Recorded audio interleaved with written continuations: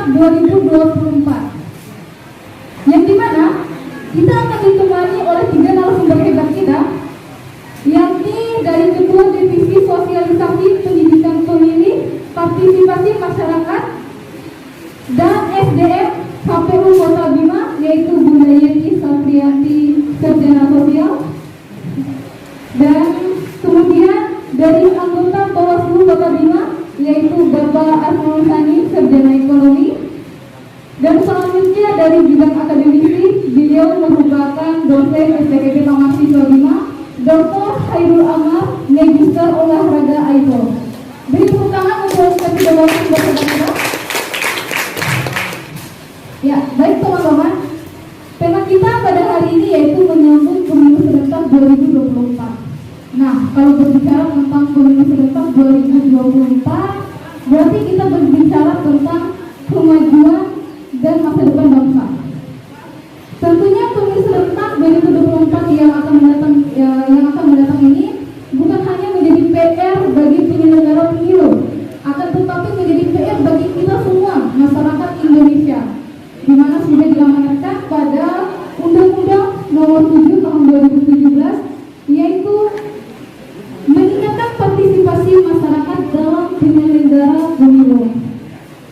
Nah, teman-teman, lalu apa saja nih yang harus kita persiapkan sebagai generasi milenial tentunya?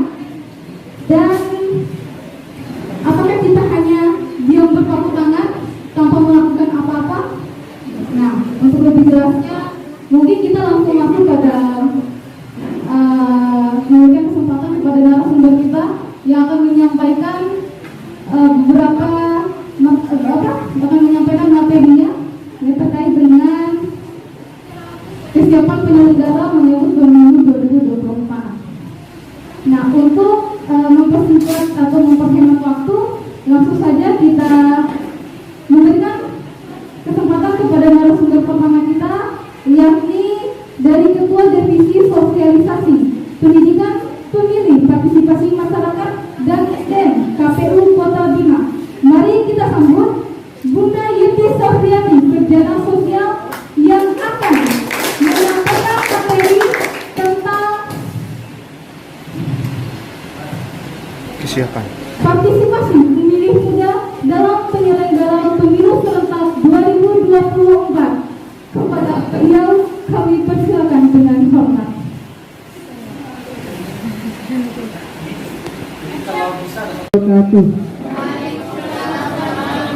Yang saya hormati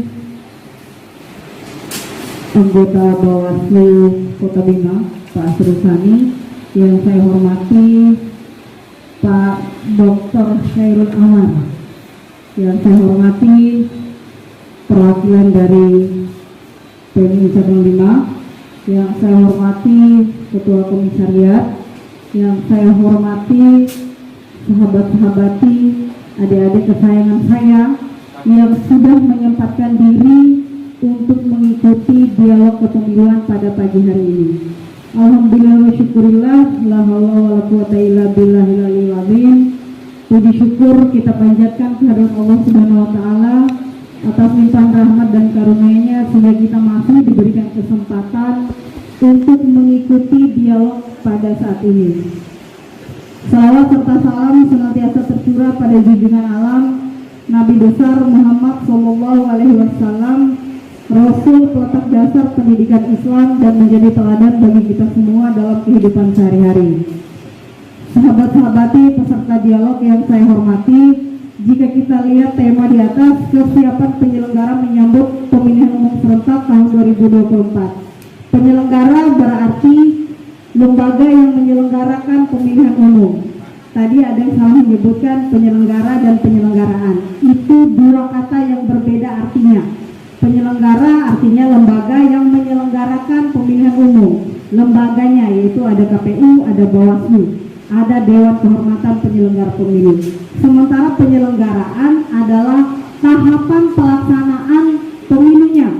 Apa saja yang harus kita lakukan. Nah, oke. Di sini saya diberikan tugas untuk menyampaikan materi tentang partisipasi pemilih muda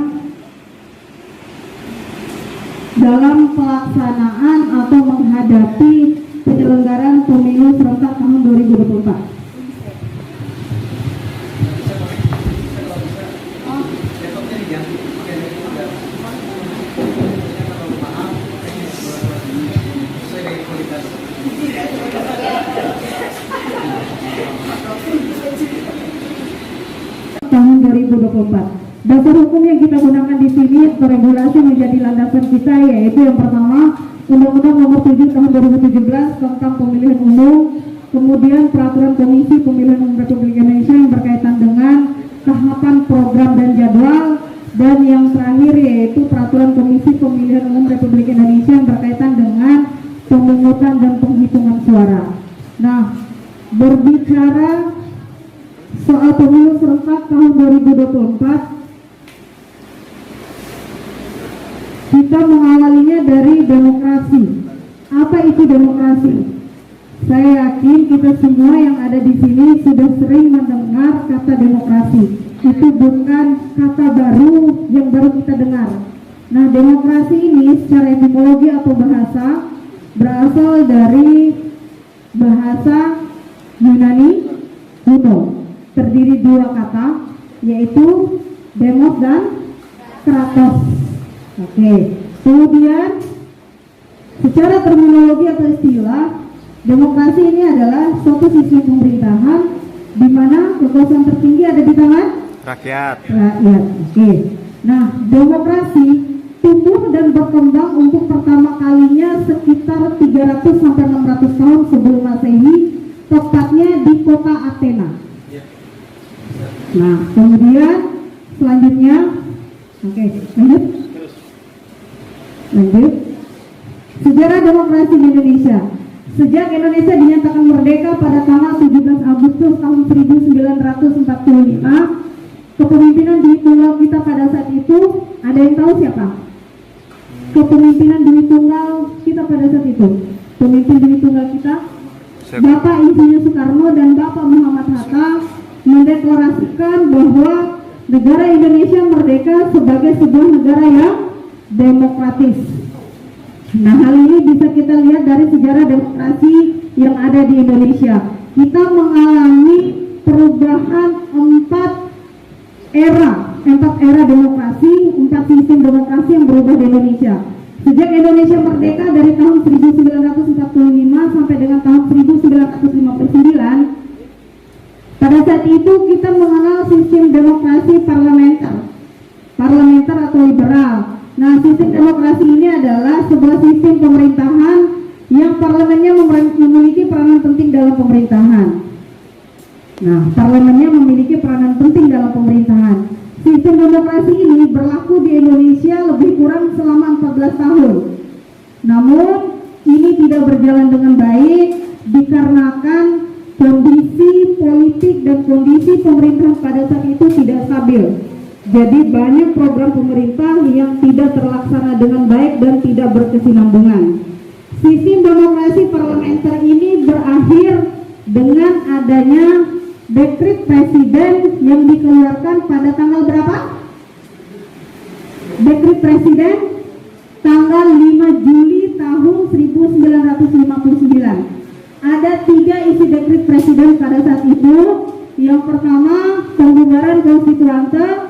Yang kedua, memperlakukan kembali Undang-Undang Dasar 1945. Dan yang ketiga, pembentukan MPRS.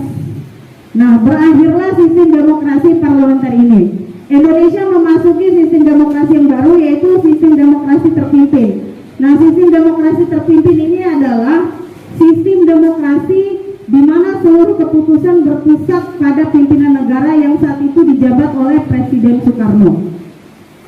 Sistem demokrasi terpimpin ini berlangsung dari tahun 1959 sampai dengan tahun 1965. Sistem demokrasi terpimpin di Indonesia berakhir dengan adanya peristiwa kelam bangsa Indonesia. Tahun 65 itu kita memiliki peristiwa apa? Ada yang ingat? Gerakan 30 September, G30 SPKI. G30 SPKI itu mengakhiri sistem demokrasi terpimpin di Indonesia. Masuklah kita pada sistem demokrasi Pancasila Orde Baru. Nah, sistem demokrasi Pancasila Orde Baru. Perlu saya jelaskan di sini, sahabat-sahabat sekalian, demokrasi Pancasila adalah demokrasi berkedaulatan rakyat yang dijiwai dan diintegrasikan dengan sila-sila dalam Pancasila. Nah, sistem demokrasi Orde Baru ini, pada sistem demokrasi Orde Baru ini, pemilu mulai dilaksanakan per 5 tahun sekali. Hal pertama yang dilakukan oleh Bapak Soeharto pada saat itu adalah mencabut ketetapan MPRS nomor 3 tahun 1963 yang mengangkat Bapak Insinyur Soekarno sebagai presiden seumur hidup. Itulah hal pertama yang dilakukan oleh pemerintahan Orde Baru pada saat itu. Nah, namun meski pemilu sudah bisa dilakukan per 5 tahun, sistem demokrasi Orde Baru ini akhirnya runtuh juga. Karena pada saat itu semakin banyak, semakin meningkat kasus korupsi, kolusi, nepotisme, kemudian ada terjadi peristiwa yang sangat bersejarah pada tahun 1998. Bapak Presiden kedua kita, Bapak Soeharto, mengundurkan diri sebagai presiden pada tanggal, ada yang ingat pada saat itu kejadian 98, pada tanggal 24 Mei 1998 Bapak Soeharto mengundurkan diri sebagai presiden, kemudian naiklah Bapak B.J. Habibie yang menggantikannya. Nah, dengan adanya kejadian itu Indonesia memasuki sistem demokrasi Pancasila era reformasi. Ini merupakan salah satu reaksi terhadap pemerintahan Orde Baru yang dianggap telah menyimpang dari tujuan dan cita-cita demokrasi Pancasila. Oke, selanjutnya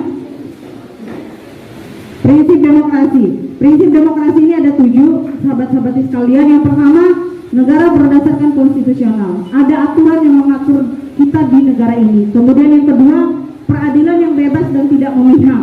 Kemudian yang ketiga, kebebasan berpendapat dan berserikat. Negara yang demokrasi, seluruh rakyatnya bebas untuk menyampaikan pendapat, tetapi masih dalam ketentuan peraturan perundang-undangan yang berlaku. Oke, yang keempat, adanya penggantian pemerintahan. Kemudian kedudukan rakyat sama di mata hukum. Selanjutnya adanya jaminan hak asasi manusia dan adanya kebebasan pers. Nah, lanjut. Manfaat dari demokrasi. Yang pertama, kesetaraan bagi warga negara. Kemudian pluralisme kompromi.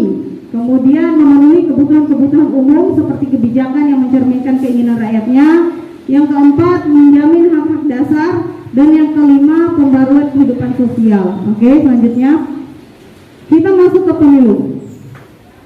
Pemilu adalah sarana kedaulatan rakyat untuk memilih anggota Dewan Perwakilan Rakyat, Dewan Perwakilan Daerah, Presiden dan Wakil Presiden, Dewan Perwakilan Rakyat Daerah yang dilaksanakan secara langsung, umum, bebas, rahasia, jujur, dan adil dalam Negara Kesatuan Republik Indonesia berdasarkan Pancasila dan Undang-Undang Dasar tahun 1945. Sejarah pemilu di Indonesia. Sejak pemilu pertama dilaksanakan di Indonesia pada tahun 1955 sampai dengan hari ini, kita sudah melaksanakan pemilu sebanyak 12 kali. Pemilu pertama kita laksanakan 10 tahun setelah Indonesia merdeka. Jika ada yang bertanya, kenapa harus menunggu 10 tahun, Bu? Kenapa tidak 1 tahun setelah Indonesia merdeka? Jadi jawabannya seperti ini, sahabat-sahabat sekalian. Setelah Indonesia merdeka, Bapak Wakil Presiden pada saat itu memerintahkan untuk segera dibentuk partai-partai politik sebagai persiapan rencana pelaksanaan pemilu di bulan Januari tahun 1946. Namun rencana tersebut gagal dilaksanakan karena terkendala 3 hal. Yang pertama, belum adanya regulasi atau undang-undang yang mengatur tentang pemilihan umum.